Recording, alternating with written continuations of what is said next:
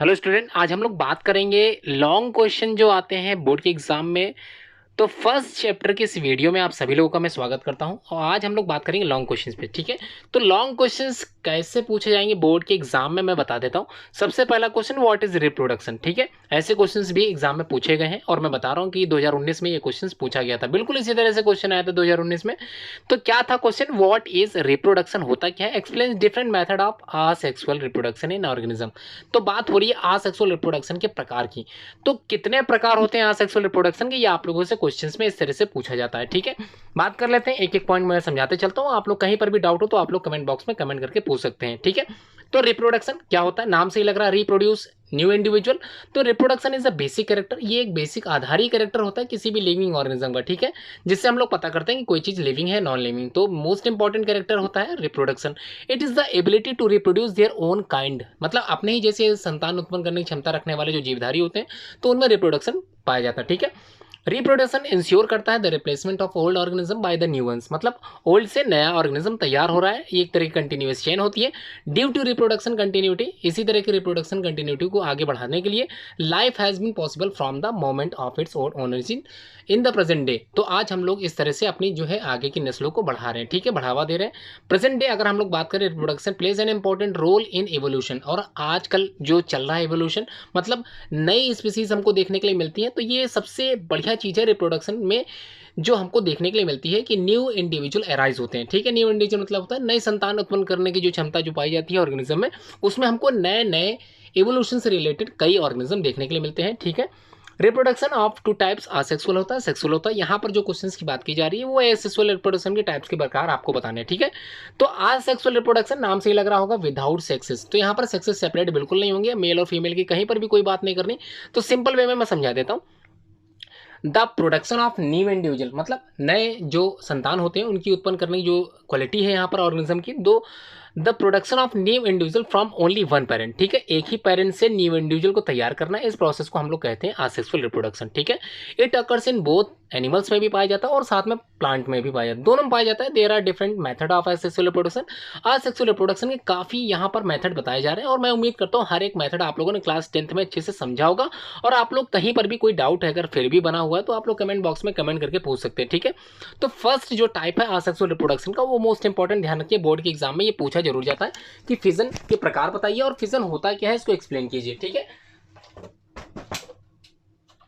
तो फिजन के प्रकार क्या होते हैं और फिजन होता क्या है इसको समझ लें। नाम में लग रहा है, नाम से ही पता चल रहा है फिजन। ठीक है, फिजन एक तरह का माइटोटिक डिवीजन होता है। बेसिकली जो असेक्सुअल रिप्रोडक्शन है वो माइटोटिकली ही होता है। ठीक है, क्लियर हो गया, आप लोगों ने 11th क्लास में सीखा भी था। तो fission is the mitotic division of a whole parent cell into two daughter cells. तो एक पेरेंट सेल्स क्या होता है, वो दो डॉटर सेल्स में टूट जाता है। और कैसे टूटता है, बराबर भागों में टूटता है। ठीक है, इक्वल साइज में। डायग्राम में आप लोगों को दिख भी रहा होगा। In this fission two cells are formed, so it is called binary fission. अगर दो सेल्स फॉर्म हो रही है तब उसको बोलते हैं बाइनरी फिजन। ठीक है, दो भागों में बट रहा है तब उसको कहते हैं बाइनरी फिजन। ठीक है, तो दो तरह के फिजन हो गए, एक बाइनरी हो गया, एक मल्टीपल हो गया। एग्जाम्पल की अगर बात करें तो अमीबा हो गया, पैरामीशियम हो गया, कई और एग्जाम्पल होते हैं, उसको भी आप लोग अच्छे से याद कर सकते हैं। Euglena is also common example in the fission. ठीक है, टाइप थोड़ा सा अंतर हो सकता है लेकिन प्रकार फिजन ही है उसमें। ठीक है, बाइनरी फिजन पाया जाता है, अमीबा, पैरामीशियम, और आप लोगों ने पढ़ लिया यूग्लिना। ठीक है, these are the common example. Example जरूर पढ़ के जाए। मल्टीपल चॉइस क्वेश्चन में भी कई बार ऐसे क्वेश्चन देखे गए जिसमें आप लोगों से सिंपल वे में एग्जाम्पल पूछता है। डायग्राम अगर आपको समझ में आ गया है, सिंपल डायग्राम ऑफ अमीबा का है जिसमें क्या है, स्प्लिट्स टू सेल्स है ना, टू डॉटर सेल्स में टूट रहा है कोई भी पेरेंट यहाँ पर। तो यहाँ पर अमीबा है एग्जाम्पल में। अगर आप लोग डायग्राम बना के आते हो तो ये आप लोगों के लिए प्लस पॉइंट होता है, क्योंकि बायोलॉजी के जितने भी पार्ट्स होते हैं वो बेसिकली डायग्रामेटिकली होते हैं। और आप लोग डायग्राम अगर बना के आते हो, डायग्राम जरूरी नहीं कि बिल्कुल एकदम आप लोग सुंदर सा एकदम जो है क्लियर नीट एंड क्लीन बना के आओ, ये जरूरी नहीं है। बिल्कुल भी आप लोग रफली डायग्राम भी बना सकते हो एज ए कंपेयर्स करने के लिए। अगर बात करें, अगर बस समझ में आना चाहिए कि आप लोगों को पता है कि किस प्रकार से अमीबा टूटता है। ठीक है, फिजन क्या होता है, बाइनरी फिजन।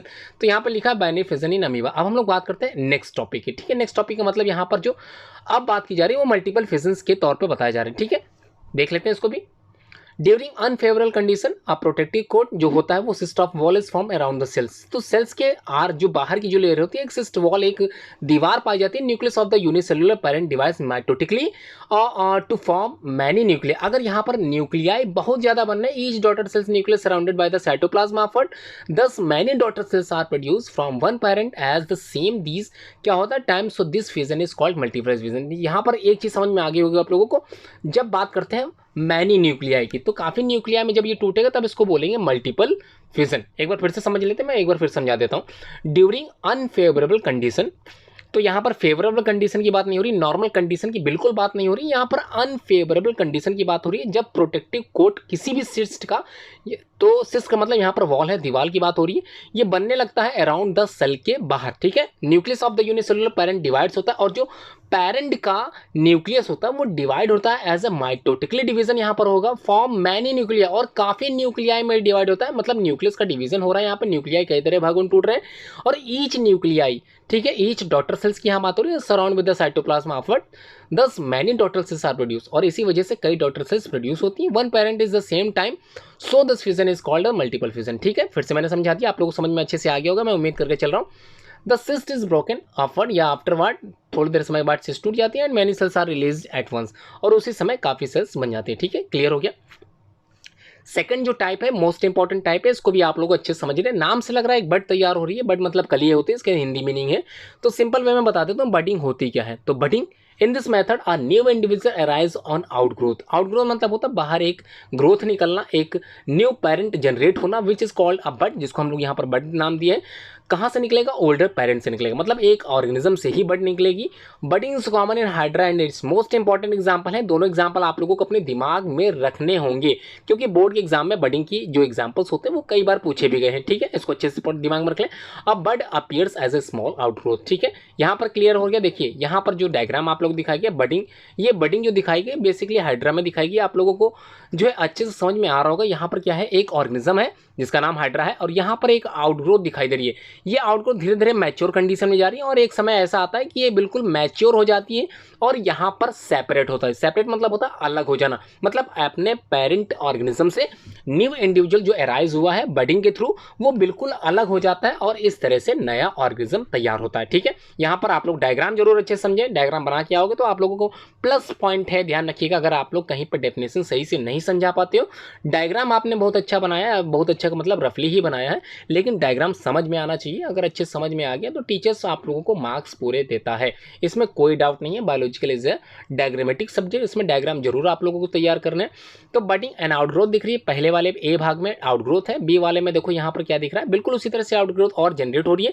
फॉर्मेशन ऑफ बड तैयार हो चुका है सी वाले में, और लास्ट में सेपरेशन ऑफ द बड, किस प्रकार ये अलग होता है ऑर्गेनिज्म, ये डी पार्ट में दिखाई जा चुका है, ठीक है।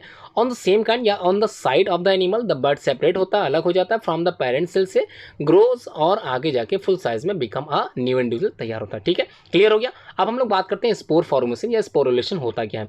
तो स्पोर फॉर्मेशन कहो चाहे स्पोरुलेशन को, सिंपल वे में आप लोगों को यहाँ पर दो चीजें पढ़नी है, स्पोर बनना और स्पोरुलेशन होना, ठीक है। ठीक है, कैसे होता है इसको मैं क्लियर समझा देता हूँ।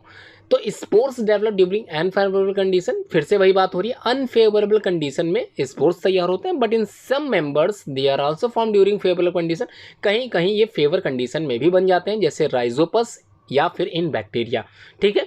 तो राइजोपस इन बैक्टीरिया, और ये बेसिकली जो राइजोपस होता है ये कॉमन एग्जाम्पल होता है जिसमें फेवरेबल कंडीशन में स्पोर तैयार होते हैं, ठीक है। डायग्राम आपके समझ में आ रहा होगा, ये डायग्राम इसी का बनाया गया। तो राइजोपस के बाद अब हम लोग बात करते हैं इन बैक्टीरिया की। अगर बात करें तो इन bacteria and other lower forms of life spore is protected by A thick wall, जो प्रोटेक्ट करती है द सेल अनफेवरेबल कंडीशन में, ड्राइनेस मतलब सूखे ना कोई सेल्स, इस वजह से ये क्या करती है, हेल्पफुल होती है। ऑन रिटर्न और फेवरेबल कंडीशन, और जब फेवर कंडीशन आ जाती है द वॉल क्या होती है, टूट जाती है, मतलब ऊपर से हट जाती है, open and the cell grows in as usual form fashion in Rhizopus spore develops in the sporangia, ठीक है। जो राइजोपस होता है उसमें जो स्पोर डेवलप होता है उसको हम लोग यहाँ पर स्पोरेंजिया बोलते हैं। तो यहाँ पर देख लेते हैं स्पोरेंजियम किस प्रकार से यहाँ दिख रहा है। ये एक डायग्राम है, किसका है डायग्राम, राइजोपस का, ठीक है। यहाँ पर सबसे ऊपर आप लोगों को स्पोरेंजियम दिख रहा है जिसको बोलते हैं स्पोर फॉर्मेशन। तो स्पोर फॉर्मेशन इन किसमें, राइजोपस में, उसको हम लोगों ने नाम दिया स्पोरेंजियम। तो स्पोरेंजियम मतलब spore formation take place in Rhizopus, ठीक है। इस तरह से ये डायग्राम आप लोग अच्छे से बनाए जरूर, इसको जरूर बना के आए, क्योंकि डायग्रामेटिक बार बार मैं कह रहा हूँ तो इसको अच्छे से समझ लें, ठीक है। ये क्वेश्चन यहाँ पर लॉन्ग क्वेश्चन था, यहाँ पर क्लियरली आप लोगों को समझ में आ गया होगा। मैं उम्मीद कर रहा हूँ आप लोगों को समझ में पूरी तरह से आ गया। और इसके बाद भी अगर आप लोग अपनी बुक से तैयारी करें तो उसमें फ्रेगमेंटेशन एक और प्रोसेस होती है, जिसमें कई तरह के फ्रेगमेंट्स में एक ऑर्गेनिज्म टूटता है। तो फ्रेगमेंट्स मतलब एल्गी की बात करें तो कुछ इस तरह से एल्गी का डायग्राम आप लोगों ने अपनी बुक में देखा होगा। बिल्कुल इसी तरह से क्या होता है, यहाँ से स्प्लिट हो जाता है ऑर्गेनिज्म और एक न्यू इंडिविजुअल अराइज करता है फ्रेगमेंट्स के थ्रू, ठीक है। इसको हम लोग बोलते हैं फ्रेगमेंट्स, ठीक है। ये each part of the cells या each part of the organism is known as fragments. तो यहाँ पर एल्गी की अगर बात की जाए तो फ्रेगमेंटेशन प्रोसेस एल्गी में होती है। कॉमन एल्गी के नाम आप लोग याद कर लीजिए, यूलोथ्रिक्स हो गया, Spirogyra, this are the common type of algae जिसमें इस तरह की प्रोसेस फ्रेगमेंटेशन वाली देखने के लिए मिलती है, ठीक है। तो आप लोगों ने क्या क्या तैयार कर लिया, फिजन तैयार कर लिया, फिजन के बाद आप लोगों ने क्या तैयार किया, बडिंग तैयार किया, बडिंग के बाद फ्रेगमेंटेशन मैंने समझा दिया, स्पोर फॉर्मेशन भी मैंने बता दिया। और एक और जरूर याद करिएगा, vegetative propagation is also a type of asexual reproduction, ठीक है। तो असेक्सुअल रिप्रोडक्शन का ही प्रकार होता है क्या, वेजिटेटिव प्रोपोगेशन, ठीक है। अब देखिए सेकंड क्वेश्चन है, थोड़ा सा समझना जरूरी है। तो डिस्कस प्री फर्टिलाइजेशन, इससे पहले वाले वीडियो में आप लोगों ने देखा था फर्टिलाइजेशन की जो प्रोसेस थी, उसमें आप लोगों को किस प्रकार से फर्टिलाइजेशन के कौन कौन से इवेंट्स थे वो मैंने पढ़ाया था, ठीक है। यहाँ जो क्वेश्चन आ सकता है वो प्री फर्टिलाइजेशन प्रोसेस के बारे में पूछा जा सकता है, events of sexual reproduction in organism, ठीक है। प्री फर्टिलाइजेशन से मतलब दिमाग में रख लीजिए प्री फर्टिलाइजेशन, इस तरह से क्वेश्चन आएगा। तो एक एक करके मैं सारे पॉइंट बता रहा हूँ, इसको आप लोग अच्छे से जरूर समझें। तो sexual reproduction is characteristics by the fusion of male and female gamete, दोनों का फ्यूजन होता है, ध्यान रखिएगा, मेल और फीमेल दोनों गैमेट का फ्यूजन होता है, इसी को बोलते हैं फर्टिलाइजेशन। तो फॉर्मेशन, अब बनता क्या है फर्टिलाइजेशन के बाद, जाइगोट का निर्माण होता है और एम्ब्रियोजेनेसिस प्रोसेस कंप्लीट होती है, ठीक है। तो एम्ब्रियोजेनेसिस मतलब होता है फॉर्मेशन ऑफ एम्ब्रियो। तो ये एम्ब्रियो तैयार कब होगा, जब जाइगोट क्या होगा, जनरेट होगा। जाइगोट बनने के बाद एम्ब्रियो बनता है, ये आप लोगों को मैंने पहले से बता दिया है। दीज इवेंट्स आर ग्रुप्ड होता है थ्री, प्री फर्टिलाइजेशन, तो प्री फर्टिलाइजेशन और फर्टिलाइजेशन एंड पोस्ट फर्टिलाइजेशन। तो देखिए समझिए, पहले 3 भागों में टूटा है ये इवेंट, कैसे है, सबसे पहला जो आएगा वो प्री फर्टिलाइजेशन कहलाएगा, उसके बाद जो दूसरा आएगा वो फर्टिलाइजेशन कहलाएगा, और जो लास्ट वाला आएगा वो पोस्ट फर्टिलाइजेशन आएगा, ठीक है। क्लियर हो गया। आप लोगों से क्वेश्चन में सिर्फ क्या पूछा जा रहा है, प्री फर्टिलाइजेशन इवेंट पूछा जा रहा है। तो प्री फर्टिलाइजेशन इवेंट्स जो यहाँ पर आप लोगों को पढ़ने हैं वो मैं बता देता हूँ। सबसे पहला है गैमेटोजेनेसिस। तो नाम से लग रहा है गैमेटोजेनेसिस मतलब गैमेट का बनना ही कहलाएगा क्या, pre fertilization event.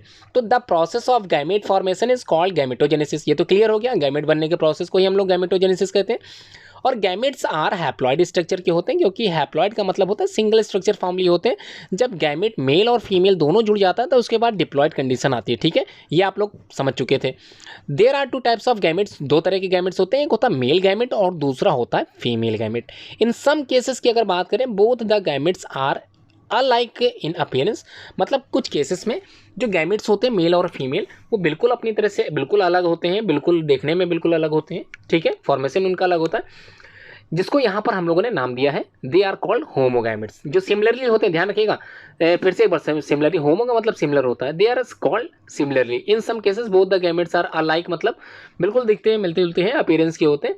They are called homogametes. In some cases they are morphologically distinct होते हैं, बिल्कुल अलग होते हैं, hence the called heterogametes. In plant both male and female reproductive structure may be present in the organism, जिसको हम पहले से पढ़ चुके हैं। मोनोसिस कंडीशंस होती है जिसमें मेल और फीमेल दोनों ही कंडीशन एक साथ पाई जाती है, उसको बोलते हैं मोनोसिस, ठीक है। और इन डिफरेंट ऑर्गेनिज्म, जिसको डायोसिस बोलते हैं। ध्यान रखिएगा, कई बार क्वेश्चन ये भी आता है कि मोनोसिस कंडीशन को और हम किस नाम से जानते हैं, तो उसको हम लोग बोलते हैं हर्माफ्रोडाइट, ठीक है। Organism known as hermaphrodite. यहाँ पर प्लांट की बात हो तो मोनोसिस कंडीशन है, ठीक है, जिसमें बाइसेक्सुअल कैरेक्टर्स होते हैं, मेल और फीमेल दोनों एक साथ, ठीक। यहाँ क्लियर हो गया। एनिमल्स में be unisexual when male and female gamete production organism add different और bisexual which possess both the reproductive organ, और यहाँ पर पोजेस क्या करते हैं, रिप्रोडक्टिव ऑर्गन पोजेस करते हैं, ठीक है। क्लियर हो गया, ये पार्ट समझ में आप लोगों को अच्छे से समझ में आ गया। अब बात करते हैं cell division during gamete formation. तो किस प्रकार से सेल का डिवाइड होता है during gamete formation, fermentation, sorry यहाँ फॉर्मेशन थोड़ा सा मिस्टेक है। तो किस प्रकार से ड्यूरिंग गैमेट फॉर्मेशन के थ्रू सेल डिवीजन होता है। तो during gamete formation mitotic division, ये आप लोग पढ़ चुके हैं, हैप्लॉइड गैमेट्स होते हैं, ये भी आप लोगों ने पढ़ा है। In lower organism main body is haploid होती है, so in case the mitotic division takes place after the zygote formation. तो जाइगोट बनने के बाद जो माइटोटिक डिवीजन होता है, सिंपली वे में आप लोगों को इसी तरह से डायग्राम समझना है अच्छे से। मेल गैमेट के यहाँ पर बात करते हैं, जिसको आइसोगैमेट्स या हेट्रोगैमेट्स की बात हो चुकी है। तो गैमेट्स बेसिकली यहाँ पर ए वाला है वो गैमेट्स है, जहाँ पर आइसोगैमेट्स की बात की जा रही है, और बी वाले में हेट्रोगैमेट्स की बात की जा रही है, ठीक है, वो क्लियर हो गया। अब हम लोग बात कर लेते हैं गैमेट ट्रांसफर की, ठीक है। तो सबसे पहली कंडीशन क्या थी, गैमेटोजेनेसिस से अब किस प्रकार गैमेट का ट्रांसफर होता है, ये सेकंड है। इसी में स्टे इवेंट्स, सारे इवेंट्स मैं पढ़ा रहा हूँ, तो इवेंट्स को अच्छे से समझ लीजिए। तो गैमेट ट्रांसफर की बात हो रही है, मेल गैमेट इज मोटाइल होता है, मतलब ये हिल डुल नहीं सकता, ऐसे कह सकते हैं। या फिर रुकिए मैं बताता हूँ। मोटाइल का मतलब होता है हिल डुल सकना, मतलब एक स्थान से दूसरे स्थान तक पहुंच जाना, ठीक है।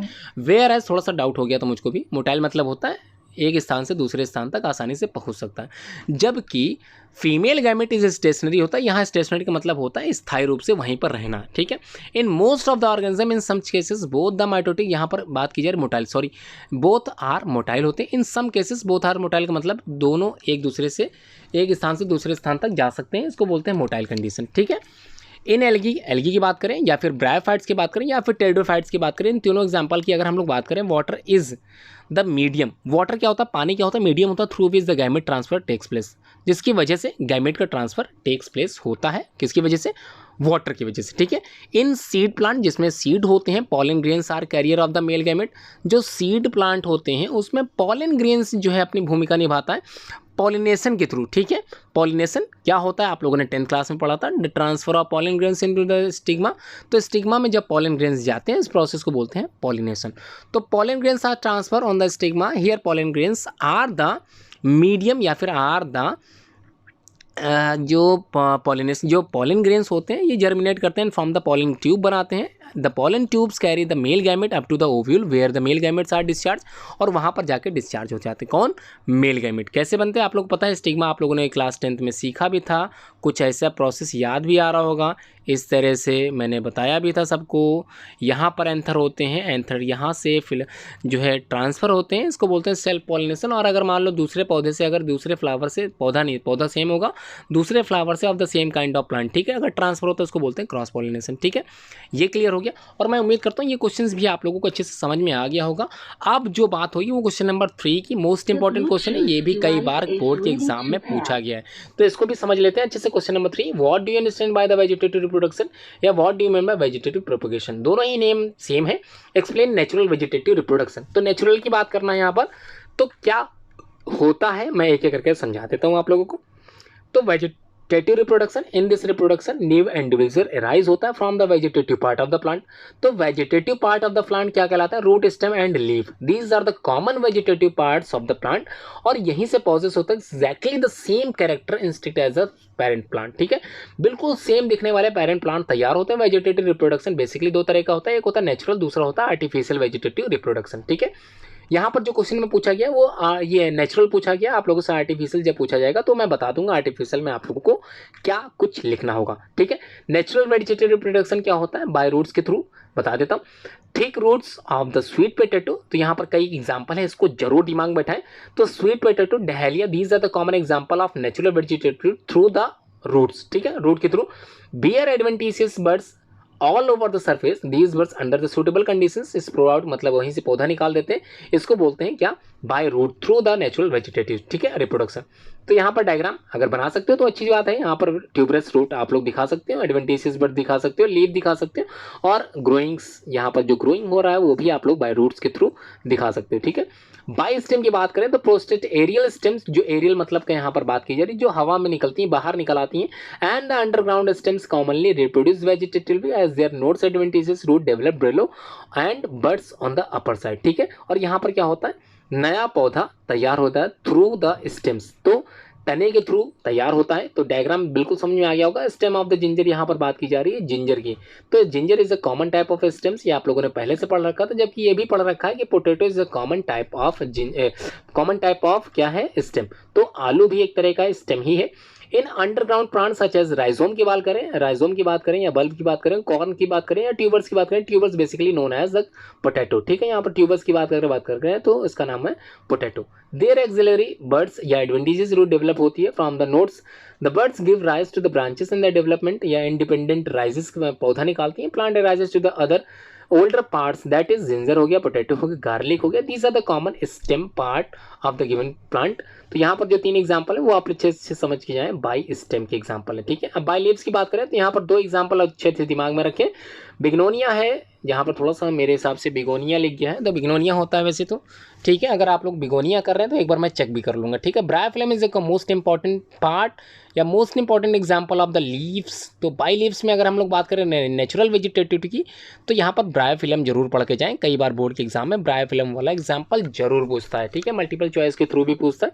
और बिग्नोनिया जरूर याद करें। These are the common example of by leave system, sorry by leaves in the natural vegetative propagation, ठीक है। क्लियर हो गया। These leaves are generally fleshy होते हैं, थोड़े से इसमें जल भरा हो रहता है। Bear the adventitious buds and favourable conditions में these buds develop from the new plants, और न्यू प्लांट्स से ये जनरेट हो जाते हैं। क्लियर हो गया। अब जो बात करने जा रहे हैं वो क्या है, आर्टिफिशियल वेजिटेटिव प्रोपोगेशन की, ठीक है। आर्टिफिशियल देखो दो तरह के होते हैं, नेचुरल होता है, दूसरा आर्टिफिशियल होता है। तो डायग्राम के थ्रू मैं बता देता हूँ किस प्रकार से आप लोगों को आर्टिफिशियल वेजिटेटिव रिप्रोडक्शन लिखना है, ठीक है। क्लियर समझा देता हूँ। क्या लिखा है, हॉर्टिकल्चर। हॉर्टिकल्चर एक तरह की ऐसी ब्रांच ऑफ बायोलॉजी है जिसमें हम लोग deals with the study of different types के जो पौधे होते हैं उनको किस प्रकार से हम लोगों को सजाना है, किस प्रकार से आगे जनरेट कराना है, किस प्रकार से उनको तैयार कराना है, ये हॉर्टिकल्चर के अंतर्गत हम लोग पढ़ते हैं। तो जो बागबानी करते हैं, बगीचे में जो पौधे लगाते हैं, वो बिल्कुल हॉर्टिकल्चर के ही अंतर्गत आते हैं। बोनसाई वगैरह आप लोग जो है नेट पर जरूर सर्च कराएं। तो बोनसाई जो होता है वो एक पौधे का एक बौना रूप होता है जिसको हम लोग तैयार करते हैं, और इसी प्रोसेस को हम लोग हॉर्टिकल्चर के अंदर पढ़ते भी हैं।